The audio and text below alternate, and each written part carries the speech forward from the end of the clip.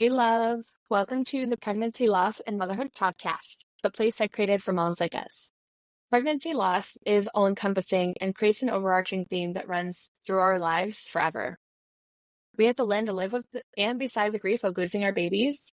We have to learn how to live again, how to parent again, how to engage and interact and be social again. And it can be freaking hard. We have to relearn how to communicate effectively and compassionately so that we're connecting with our spouses and significant others. We have to find out who we are now. And I'm here to empower you and to inspire you to live a beautiful life, even with our unique selves. We can't change what happened, but we can use the strength and resilience that we've built to create a life that we love. And I am here to share everything I know about grief and motherhood, loss, relationships, and parenting. I'm here to encourage you to find that beautiful side of grief, the side where we don't feel the need to isolate or suppress the need to share stories and experiences out of fear, the side of grief where there's moms just like you sitting here and encouraging you and cheering you on, the side where we really want to be the best versions of ourselves and not in spite of our loss, but because of it. Pregnancy loss is fading, but it gives us an invaluable opportunity to reflect on who we are, who we were, and who we want to be and become. So I'm so excited you're here today, and let's dive in. Hey friend, I'm so happy that you're here today. Welcome to another episode of the Pregnancy, Loss, and Motherhood podcast. Today we just have a short episode, but I really wanted to talk about rebuilding. Today's episode is rebuilding life after pregnancy loss, finding a new normal. What does that mean? What does it look like? How did I go through that? What did it look like for me? And so let's just jump in today. I hope you're doing well. I'm sending you guys all the love. It's kind of a cloudy, rainy day here in the Chicago area, but it's summer and that's what matters. So let's jump in. Rebuilding your life after a traumatic event like this, losing a baby, it's not an easy feat, nor is it something that you can do right away. I always preface this with, I want you to remember that every person has their own timeline. And even then, we don't know what that timeline will look like. We just know when something feels right or it feels like, I think it's time. I feel like it's time. There's no path, no plan, or even a direction really, especially in the initial stages of your grief. So if that is where you're at, I just want you to know it is okay. I always want you guys to take what works for you and let go of anything that doesn't. We're all different. The fact that we've all lost a baby is the same, but everything else is different. I don't want you to worry if you're not ready to move forward. It may take a few years or even more. I'm currently rounding on my 5th year, Evelyn's 5th year, and honestly, it seems like it may be a hard one for me. I can just feel it. It's like this really unsettling feeling within my heart. It feels like it's aching more. More than it normally does. I've been tearing up so much. I have a lot of Facebook groups of women who share their babies and pictures of their babies, and I can't help myself. I look at all of them and I'm sending all my love and positive thoughts and wishes to all these moms, and it just brings up a lot for me. Guess I'm doing it to myself, but my body knows when this time around, the year comes around.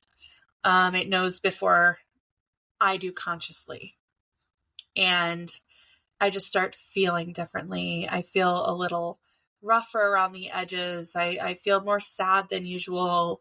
Yeah. So this year, it's coming up on Evelyn's. She'd be turning 5, her 5th birthday. She would have been the middle child out of 5, is the middle child out of 5.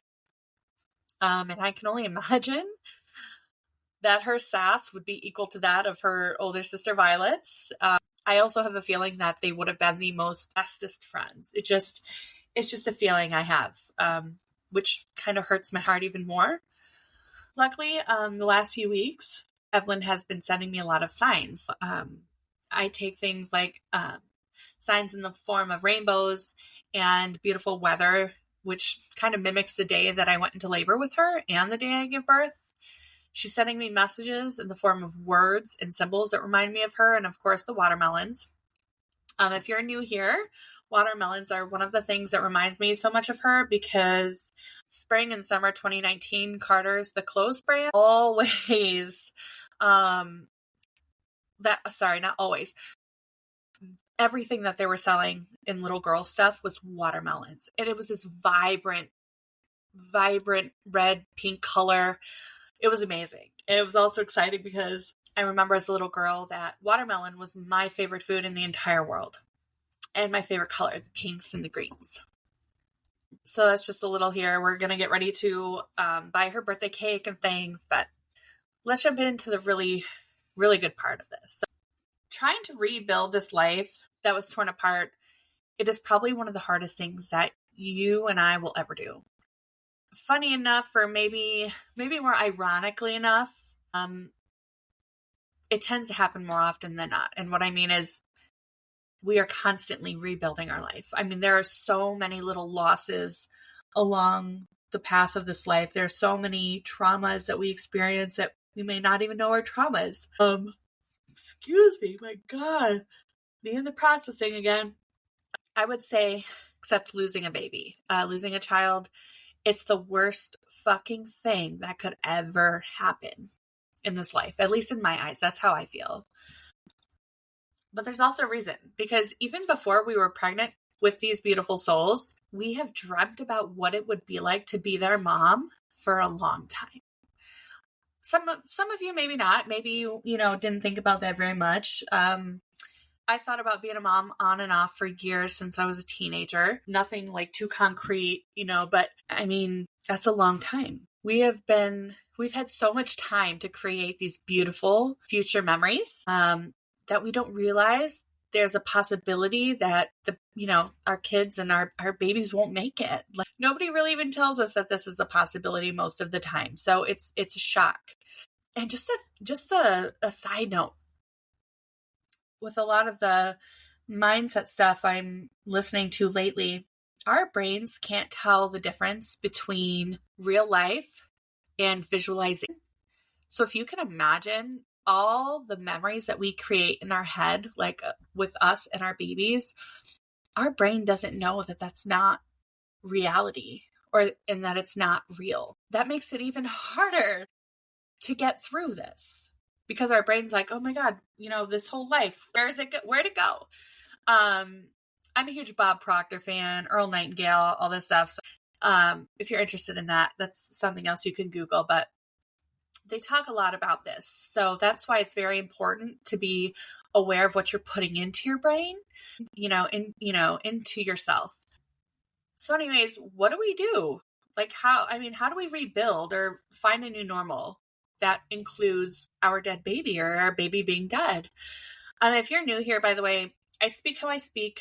I use very direct language, and I don't do it to hurt you or anybody. I just do it because that's who I am, and it's how I understand things. In the beginning of my grief was the hardest, because I would wake up to this reality over and over. Like, my baby's not here and my pregnant belly isn't here either. Where is she? I mean, I think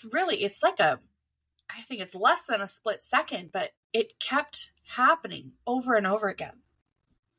And in grief, those things feel like forever, like you're doing it over and over again, and it just feels so heavy. So what I did is I just start putting my focus on my living kids, making sure I got all the funeral parlor stuff done, all the paperwork, all the decisions that you have to make, all the cremation stuff done, things to get the life insurance policy.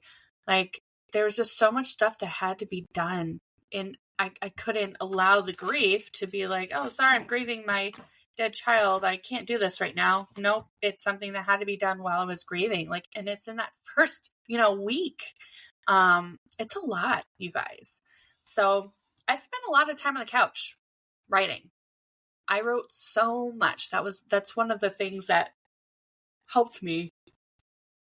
It was like I was a young girl again, writing in my diary. I spent time writing letters to the doctor and the midwife that took my birthing choice away. I was so mad and I hated them and I wanted them to know it. I never sent this letter, but even to this day, I still want to. And sometimes I think about it. I actually rewrote my letter 5 years later. I thought it would be a cathartic thing for me to do to help me even farther on my healing journey. Not sure how I still feel about it though. I wrote in all the different journals that I was given, like starting the day I came home, the day after, one of those days. But I wrote nearly every day for the first month. It gave me a safe place to share my voice and my story and to do it without feeling shame or judgment or guilt from other people. I didn't see anybody talking about this openly. And at first I didn't know who to talk to. I didn't know who would listen. I didn't want to bother people, so I wrote. Another thing I did is I focused on my future. And that not to forget my baby way, but to give myself hope. I found hope in the fact that there would be a tomorrow and that I had a life right now to live with my living children. I focused on my career as a postpartum doula, which I had taken my training for a few months before I gave birth to Evelyn. I also started talking to the local hospitals about helping lost families as a bereavement doula, just as a support to help them through the shitty experience. I just felt like I needed to help. Like that had to be the way that I was going to support other people, was by being there with them. Another thing we did was focus on the seasons and the holidays, which were coming up, which started with fall, my favorite. We went to Michael's a lot, probably more times than I'd like to admit, to buy the seasonal decorations, all the fall stuff. Some Halloween stuff was out. And in all honesty, I definitely use shopping as a coping mechanism. I probably shouldn't recommend that, but it can be helpful. In the least, it can be a distraction. And sometimes we just need a dang distraction. We did a lot of arts and crafts. We bought one of those huge art kits. And then also their Aunt Rachel sent us a really big one too. We watched movies. This is not something I recommend either, but we adopted a puppy. I had known about these puppies before Evelyn was even born. And it's one of the reasons I said no in the first place was because I was having a baby. But his name was Theodore, and he was born on the day Evelyn was born. It was too synchronistic not to get him. It was a sign to me. Anyways, we adopted him, and it was just meant to be. We spent that summer loving Theodore. He helped us heal, and he brought so much joy and so much love. And we were able to put all of our love that we had carried for Evelyn into him. Something else I did was I cried a lot. I would snuggle, something that was like a daily occurrence during nap time. Instead of going upstairs for nap, we would take our afternoon nap on the couch together. Me, Callie, Violet, and Theodore. And we would watch Princess Sophia. It was like one of those favorite things, that or Octonauts or some of our favorite shows. But anyways, once they fell asleep, I would cry silently. It was just us again. John had gone back on deployment, and I didn't have a lot of me time to allow myself to mourn. Remember, mourning is the physical, grief is the inward expression of our grief, and then mourning is the outward expression, so crying. So I didn't have that time to myself, and I didn't want to cry in front of them all the time. I mean, I did the first few weeks, but I would just silently cry. And as I was writing this was also a blog post. I remember how in the beginning, and especially in the hospital after I gave birth to her, how physical the crying is in the beginning.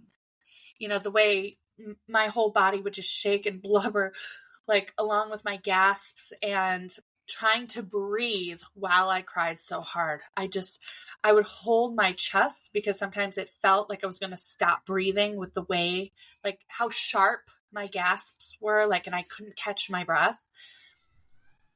And I hear my son crying. I tell you this because it was one of those natural ways that helped me heal bit by bit. Our bodies have to go through this process.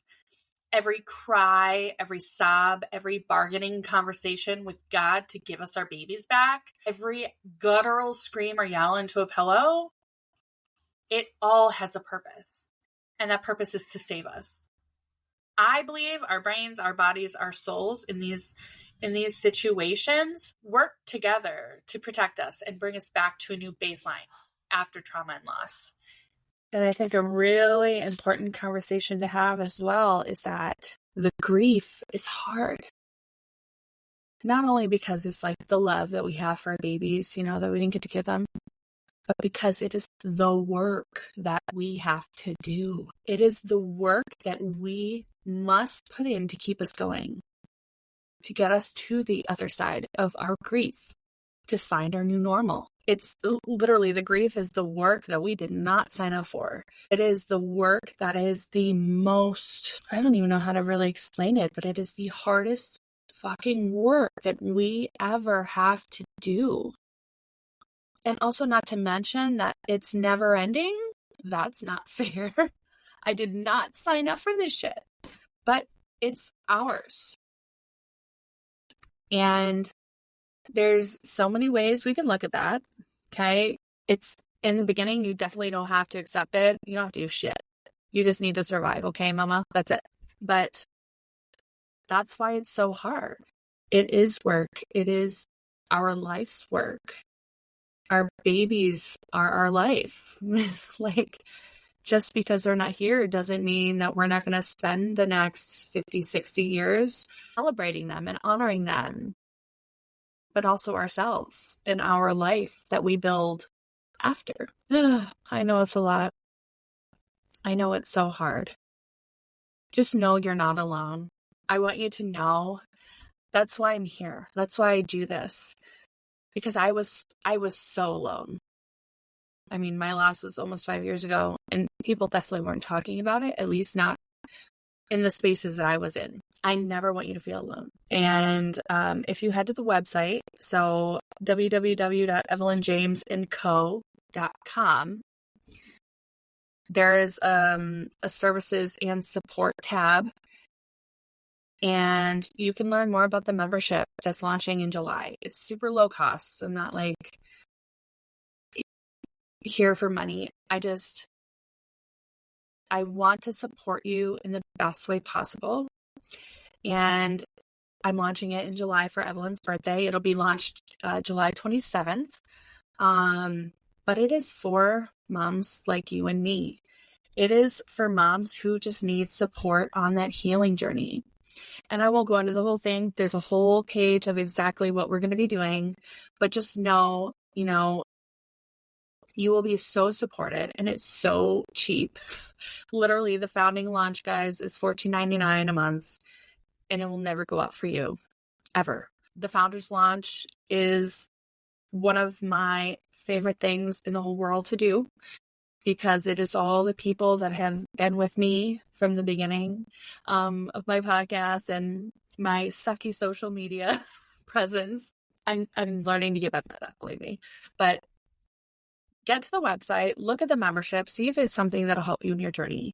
We're always here for you. And there's also a tab for resources for lost moms, a bunch of PDFs for different things in your healing journey. It's all free. And also, as usual, if you love this podcast, please rate and review, especially if you're on Apple. That will bring my rating up. And I'm trying to get more moms to listen to this podcast, especially since I switched platforms. I don't get to see, you know, how many people are listening, stuff. It's weird, but I'm just so grateful and glad that you're here. We have a lot coming for you guys, and I'm getting better. So I hope you have a beautiful week. Leave a comment, share it with a friend, leave me a review, any of those things. They're all free, and they help me so much to get other moms this message. So I hope you guys have a beautiful week. We'll see you next week. Thank you for listening to another episode of the Pregnancy, Loss, and Motherhood podcast. If you enjoy this podcast, I really want to ask you to please rate and review and leave a comment. Whatever platform you're listening to, especially on Apple, it helps other moms like us find me and it puts my podcast towards the top when people search. And although my podcast is already being received internationally, I really want to get as far reach as possible and help as many moms as we can. And also, if you are a mom looking for resources, you can head to my website at www.pregnancyLossEducation.com, and there's a tab just for you. I've created products like a coloring book and journal, and there's tons of free resources for you. And I'm currently working on a very exciting membership program just for moms like us. We will come together and using the love that we have for our babies, our passion, and the need to find a purpose and use those things to build a life that we are so proud to call ours. It's going to be amazing, and I can't wait to share it with you. Make sure when you are on the website to sign up for the newsletter. You can find that at the bottom of the page. That way you're the first to know when it goes live. I'm going to be doing a founder's launch, and it's going to be amazing. You can also find the coloring book and journal on Amazon by just typing in pregnancy loss journal or pregnancy loss affirmation coloring book. And if you're a doula or perinatal professional and would like to join one of our trainings, you can also head to the website at www.pregnancyLossEducation.com and click on the doula tab, and which will, of course, you can buy the online course and do it on your own time, or you can join one of our monthly held trainings. You can also find all of my offerings for bereavement care. I have a lot of PDF collections and one-on-one consulting and support. And I also help build up bereavement businesses. And you can find all of these on the website as well. I'm so happy that you're here. I'm so happy that I'm able to support you. I'll see you next week.